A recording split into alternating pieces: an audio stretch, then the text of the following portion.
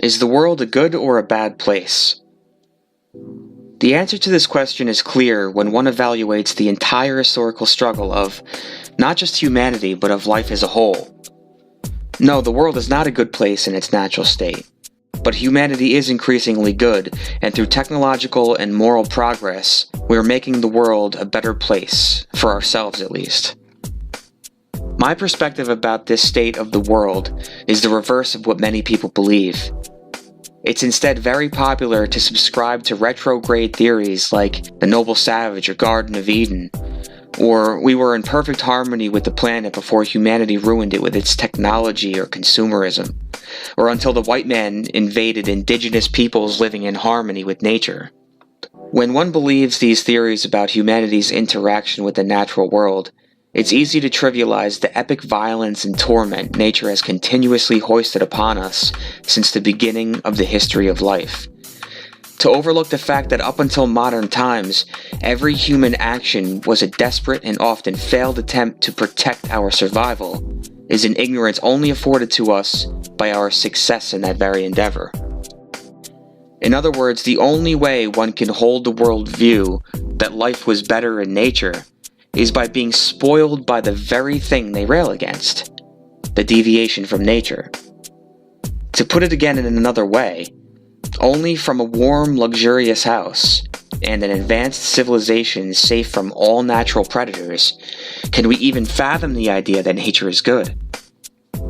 Now don't get me wrong, nature is beautiful and I love going out for hikes in the woods, eating healthy natural foods, and doing what I can to help protect the environment from the imbalances we've caused. I believe anthropogenic climate change is real, and I try to persuade people that don't believe it that it is true. But I don't do this because I care about the planet. Like George Carlin said, the planet is fine, the people are fucked. I do it because I care about people. Nature is the greatest killer. Humanity can't hold a candle to the suffering-inducing, malicious, and destructive power of nature.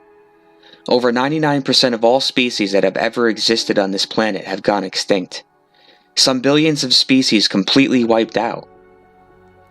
Many of those indigenous native cultures who were purported to have lived in harmony with nature until we got there have been nearly or completely decimated by war and nature's unrelenting wrath. The Maya, Anasazi, Easter Islanders, Papua New Guineans, etc. Don't be fooled, those natives lived just as much in disharmony with nature as we do today. Only today, with our technology and other departures from nature, we are more successful at overcoming nature's constant obstacles. One contemporary mechanism we're employing to secure our survival against these threats of nature is genetic modification of foods, a technology which is enabling an increasing number of poor people to avoid starving to death. The future survival of the human species depends on the success of GMOs and biotechnology in general. But of course, public opinion in a developed and privileged world is opposed to this technology mostly because of their distrust of that which is called unnatural, which is in turn a sentiment derived from the above-stated worldview that living in accordance with nature is better. But I wonder what kind of natural state they're talking about. A natural state without technologies like GMOs, in which millions of people starve to death? Living in a natural state in which 99% of all species go extinct? Is that the kind of world they want to live in? A natural state in which life, if it's strong enough to survive, is in a constant state of struggle to eke out a meager existence? An existence in which every part of the human body is designed by natural selection to help escape being mauled by a huge cat, who is itself a killing machine meticulously designed by nature to kill every vulnerable prey in sight? They wouldn't last 5 minutes without their iPhones. The sun is going to burn out. The universe is going to grow cold and diffuse. But even now, the entire universe is scarcely conducive to life. It's mostly dead and cold. We find ourselves living on one of the few specks of rock that itself is scarcely conducive to life. It's either too hot or too cold. Crops fail, diseases strike, tsunamis swallow up entire populations.